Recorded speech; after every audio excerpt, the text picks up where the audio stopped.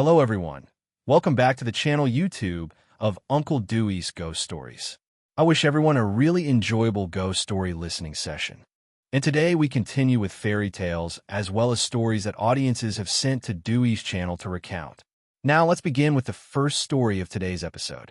Today's first story is about a love that transcends lifetimes, because this is a rather unusual love story about these two. They were together, but suddenly, due to an incident, they had to part ways to make room for a love that is transmitted from one life to another. It sounds very interesting, doesn't it? Let's dive into this story that Dewey received from a female friend who said that so far she has been dating her boyfriend for 3 years, and she met him when she was only 17 years old. Let me introduce her boyfriend. His name is Nam. According to what she said about his personality, Nam is a rather lonely person, very quiet, and he has not attended school since the 8th grade. His daily work consists only of playing games and doing various chores at home. Overall, he just roams around the house.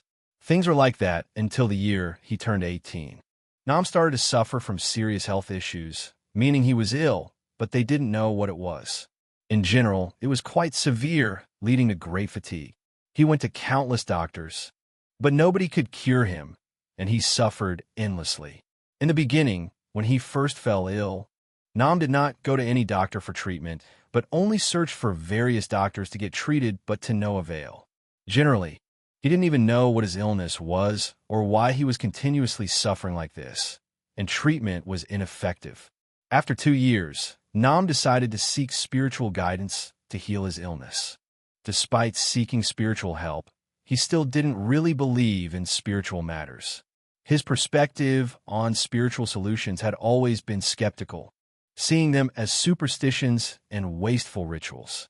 He often spoke out against such practices, and whenever he saw someone offering sacrifices on the street, he felt very uncomfortable. This mindset stemmed from his Catholic background, so he did not trust in spiritual healing and thought seeking it would help him recover. However, after contacting a healer from far away in Taibin, this healer rushed to where Nam was to treat him. After a while diagnosing Nam's condition, the healer told him he wasn't sick, but rather had a large spiritual burden and that he had to become a healer himself. This meant he could no longer lead a normal life. Hence, he had to step into becoming a healer and practice divination for others. After officially becoming a healer and awakening his spiritual abilities, Nam began to receive knowledge intuitively about what would soon happen to the people who visited him. At that time, Nam had just started practicing as a healer, able to help others with spiritual ailments. Everything progressed without issue until this May, when Nam messaged another healer to ask for spiritual insight into his abilities. Coincidentally, this healer was also treating a patient named On who had been plagued by spirits for years, and whose case the healer was currently managing. Upon receiving Nam's request for insight, the healer shared On's condition with Nam. On continuously dreamt of Nam and the healer, giving her hope for recovery through Nam. On had been possessed for the past 5 years, fluctuating between wellness and distress until she called for Nam's assistance. Nam accepted to help her. That night, he immediately headed to her home in Bin Din. Had he not gone quickly, On would have experienced higher spiritual disturbances, potentially risking her life. However, upon reaching On's house, her family was skeptical of Nam's ability, insisting he must return home to Daklak. Interestingly, just the previous evening, On's parents did not believe in Nam's healing abilities, but by the next morning, they had rushed to Daklak to ask for Nam's help. After hearing their plea, Nam agreed to assist On once more, but stated that On would need to stay at his house for 100 days for a complete recovery, which inadvertently became a factor leading to his breakup. During the healing process for On, they naturally lived closely together in the house for 100 days. A man and a woman could not merely be distant. Moreover, On always remained by Nam's side, expressing that if they were apart, she would suffer unless Nam massaged her or held her to alleviate her pain. Since Nam accepted the responsibility of healing On, he gradually changed, and their relationship began to fracture. During the long healing period for On, Nam did not message his girlfriend. Both of them fell silent. Neither reached out to the other, possibly because Nam didn't have the time, and also because An would continually complain about her pain, calling for Nam for comfort and intimacy. Eventually, the day came when An's family returned to take her home, right when they were nearing the end of her treatment. Unexpectedly, Nam's healer revealed that he and An had been married in multiple past lives. Interestingly, at that moment, Nam also dreamt about their previous married life. Thus, it turned out that the spiritual connection allowed this lifetime meeting and potential reconnection. While An was at Nam's house for treatment, she had another female friend staying there to support her for an extended period. This friend was revealed to be the reincarnation of An and Nam's child in previous lives. By the time, they hadn't resumed communication after An's treatment finished. Both of them went through a period of deep reflection regarding their past and the spiritual entwining that led them here. It's like being in a situation where we're angry with each other, having a Cold War, without messaging anyone on your side. You might think that after Nam fixes that issue, the two of you will get back together and talk normally. But that's not the case. The two of you remain silent for a long time, and then one day, you suddenly see Nam has publicly declared his love for a girl named An, and he even said he was so happy. It's like a love that lasts 1,000 years. At that moment, you felt very hurt because just a little while ago, he was messaging you saying he couldn't live without you. The two of you had been together for 3 to 4 years and had never been apart. But now, suddenly, after seeing him with some girl, you find yourself losing your lover, who has now fallen for that girl and claims they have a love that spans lifetimes. Overall, after hearing that news, you were quite shocked. However, maybe by this time, you've also prepared your mind and accepted the truth, telling yourself that maybe you'll stop this relationship of theirs because they have been waiting for each other hundreds of years ago.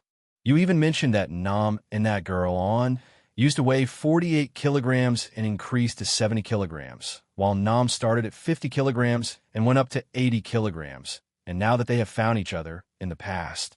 Nam said you had to be his girlfriend, while now he messages you telling you not to bother them anymore. At that point, you recall the time before the two of you were together when the girl An hadn't shown up yet. You both consulted a psychic who mentioned that in May you would break up, but at that time, Nam didn't believe it and even wanted to insult the psychic, saying he was a fraud for saying nonsensical things. How could a couple that was together could break up? But now, everything has become a reality. After ending the tumultuous relationship with Nam, you turned back and told everyone the reason why Nam became distant. You mentioned that when Nam was just 1 month old, he unexpectedly suffered from Japanese encephalitis, and at that time, he had a very high fever, making everyone think that if his child got too sick, he might grow up not being normal. But luckily, Nam grew up very normally without any issues. Although he grew up normally without any diseases, his life was also quite unfortunate as he couldn't live with his parents and had to live with his uncle, who treated him harshly. Nam's life during primary and secondary school was quite smooth until the 8th grade when he had to drop out to help people work on a farm in Daklak. After that, he earned some money, bought a phone, and downloaded the game to play to ease his boredom. This continued until 2018 when he befriended you, and you both messaged back and forth, inviting each other to play games, leading to many nights of conversations until you became closer. At that time, Nam was very lonely and enjoyed sharing with people who share similar interests. However, by the age of 18, Nam began to experience shaking hands and legs and overall body aches that spread throughout his body, making him very uncomfortable. Nam, being a Catholic, didn't believe in spiritual matters. So every time you told him ghost stories, he would want to shout at you. In Vietnam, people dislike such things a lot. Later, as you mentioned earlier, after showing signs of illness, Nam sought out doctors but didn't rely on spiritual healing. Despite searching for 2 years, no doctor could treat Nam's condition, leading him to eventually look for spiritual help. The first healer told him that someone had cast a spell on him, restricting him from using his phone or speaking to you. Both of you were very sad. Although Nam stopped using his phone for a while, he saw no results and eventually resumed using it. He continued searching for many other healers, but none could provide a solution. Some claimed he was under a spell or was suffering from various causes, but ultimately left him untreated. After many attempts without results, you started to invite him to a Facebook group focused on spiritual healing to ask if there were any people who could help. Fortunately, Nam was able to connect with someone in Long and who could assist him. After meeting this person, Nam traveled to Long and to find him. But due to the limits of his abilities, the healer couldn't help. So he introduced Nam to another healer in Ben Phuc. Nam went there, but when he arrived, the healer told him he had no money left and had to return home. During that time, he only had 200,000 VNE left. It seemed that this healer had foreseen Nam's future and told him that he must not engage in harmful activities. Nam returned home, feeling slightly better but still with lingering discomfort.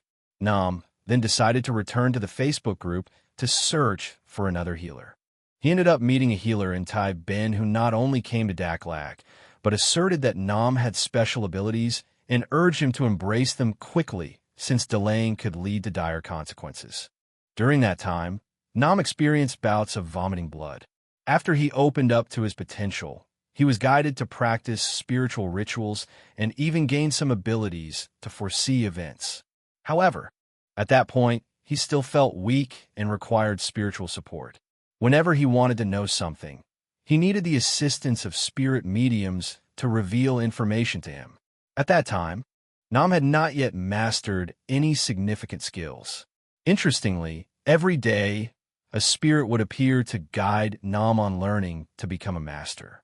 It's worth noting that during the time when you both were still together and Nam had just opened his spiritual path, he traveled to Saigon to assist people without asking for money. Many times, when he spoke to you, he communicated in ancient Vietnamese, which you couldn't understand. Nam explained that he had a guiding spirit that spoke in ancient Vietnamese, and even Nam himself struggled to grasp that language. However, after a while, the spirit would help him understand those sayings. This unique experience could only be perceived by those with similar gifts. After returning from Saigon, every time someone reached out to Nam for help, he could literally recognize everything about them upon hearing their voice. This continued until one day, Nam discovered his ancient love, a girl named On. Overall, after hearing this story, you felt quite sad because you had lost your lover. In her past life, Nam confided to a friend that he didn't like forced relationships. Strange, what is a reincarnated love? He didn't like that kind of thing.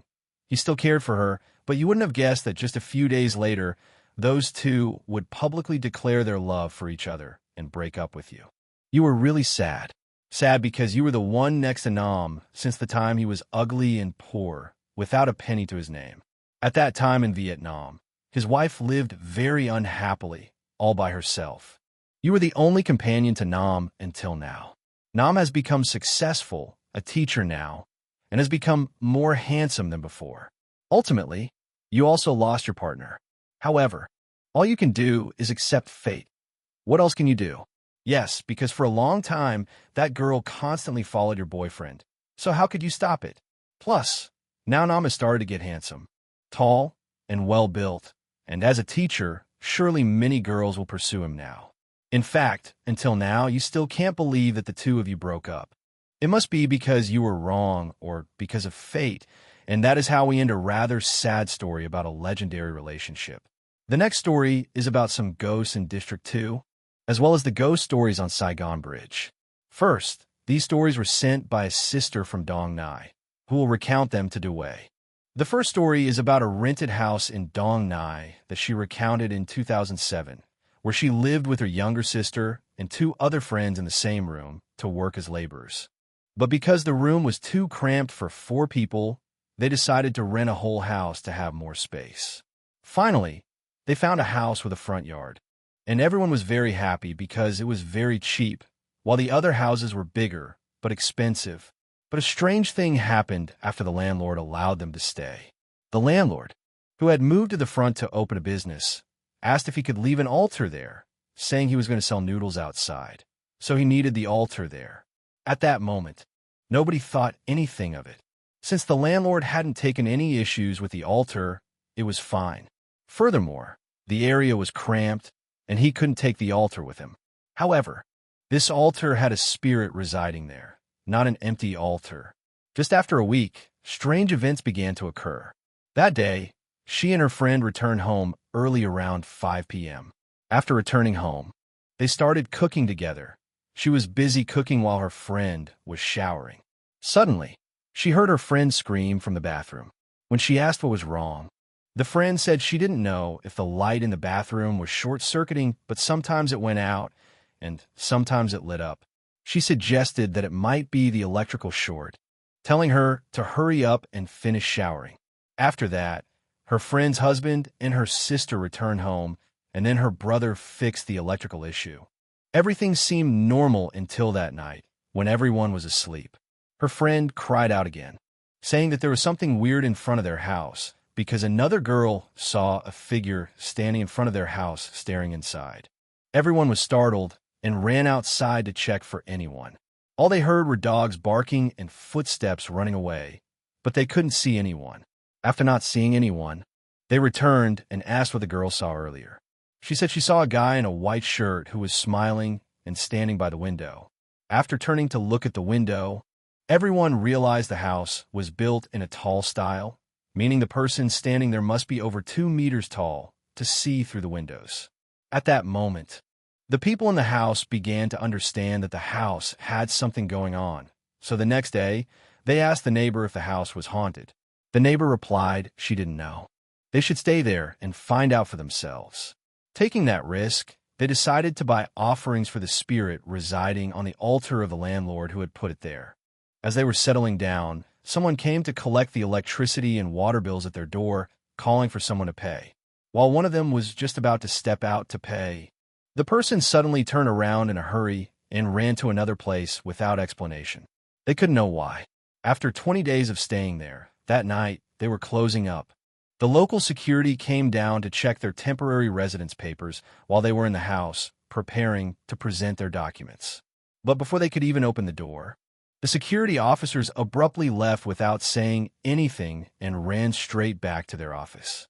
The next morning, they returned to collect their vehicle and explained they left when a ghost appeared. When the local officers took the vehicle, the friend's husband and friend also arrived back home, sharing this incident with them. At that point, they all crowded together to sleep. That night, all the candles on the altar suddenly went out, revealing that the room was bright. Though it had been dark before, all 4 of them crowded into one room. But in the middle of the night, 2 of the candles mysteriously burned to the ground. They were shocked because even though they had extinguished the candles prior, they still saw a fire blazing from the window, prompting the entire house to pack up and move out immediately. Now let's move on to the second story told by Sister Na. This story, titled The Ghost of Disturbance, occurred quite some time ago when she was only 16 years old while working at a seafood company in District 2, Saigon. At that time, since she was only 16, she didn't have the legal age to work, so she worked informally, peeling shrimp. Back then, she would leave home about 15 minutes before work, which seemed normal until there was a surge in demand that required everyone to work overtime. Those who worked more could earn more money, so everyone picked up the pace and worked all night long. That day, she also stayed behind, working until 3 a.m. While working, feeling exhausted, she decided to head home. Since she worked informally, she could leave whenever she felt tired without needing to ask for permission. As she was walking home, she and her sister came across a house, and, under its large mango tree, sat an elderly woman who was shaking. They stopped to ask, "Old lady, what are you doing here at this hour? Don't you feel cold?" After a while, the elderly lady simply responded with one word, "Hungry." The sisters felt pity for her because it was late night and very cold. They hurried home to see if they had any food left, but it was 3 a.m. and there was none. So they just grabbed a pack of instant noodles, poured hot water in it, and rushed back to the mango tree to feed the old woman. However, by the time they returned, she had vanished. The sisters looked around trying to find her, wondering where she had gone after sitting there trembling earlier. "Oh my gosh, She said this moment was unforgettable for her, because while looking around, she suddenly heard the voice of an old woman from the top of a mango tree, saying, "Here, here, I'm here." Just as she looked up, the old woman's fingers started falling to the ground, and even her eyes fell out. At that moment, she was so shocked, she felt frozen and didn't know what to do. When she turned to her sister had already fainted, so she pretended to faint too because she couldn't handle it. When she opened her eyes, her sister was still unconscious, and the old woman had disappeared. After waiting for a while and not seeing the old woman again, she helped her sister up to check if she was okay. They were relieved when some market women passed by and helped carry her sister home. However, her sister had a high fever for several days after that, while she did not. When they asked around, people said the old woman was known as a wandering ghost.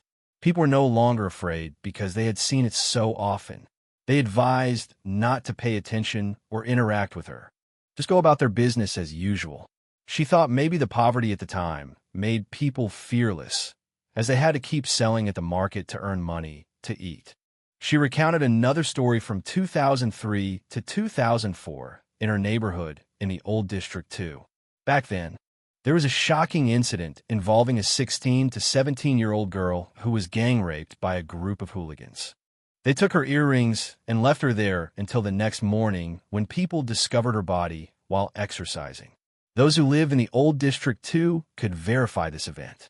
Her family lived in the same neighborhood, so she knew about it, but never thought it would happen to the girl.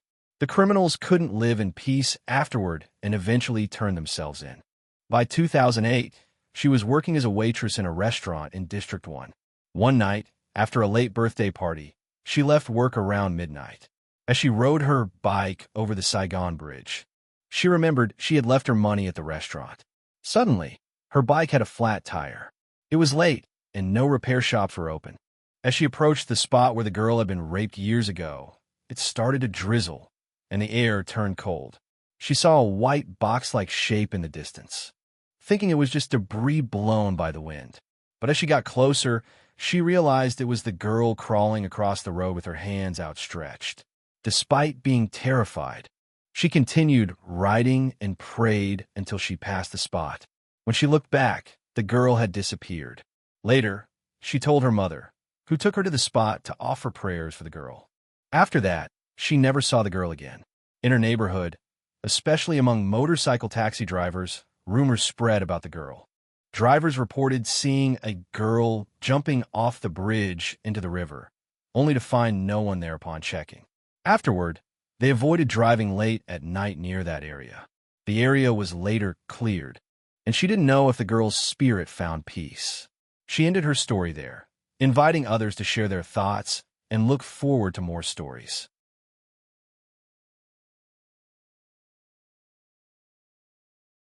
Hello everyone. Welcome back to the YouTube channel Ghost Stories with Uncle Ba Dewey. I hope you enjoyed today's thrilling ghost stories. Today, we'll continue with the eerie tales shared by our audience, narrated by Dewey's son. Today's episode is quite special because Dewey won't be talking about charms or spirits. Instead, he'll share mysterious stories from quarantine zones. As you know, Vietnam recently went through a severe pandemic, during which many people had to be treated in makeshift hospitals. Today, Dewey will recount some chilling tales from that time.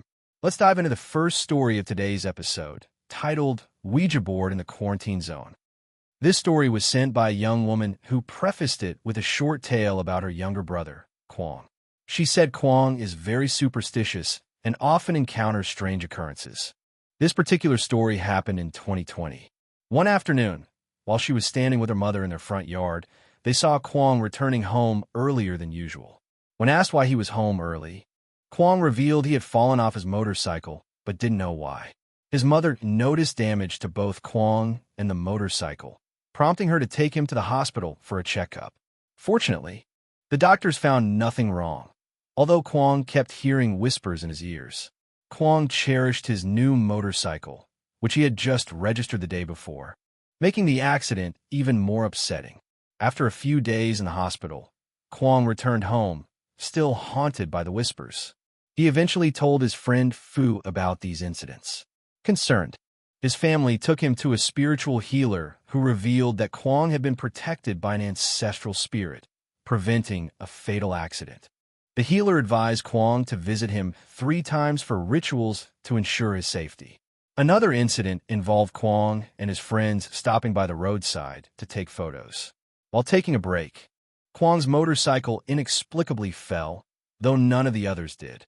Later, Kwong dreamed of a girl following him home, only to find long strands of hair on his bed the next morning.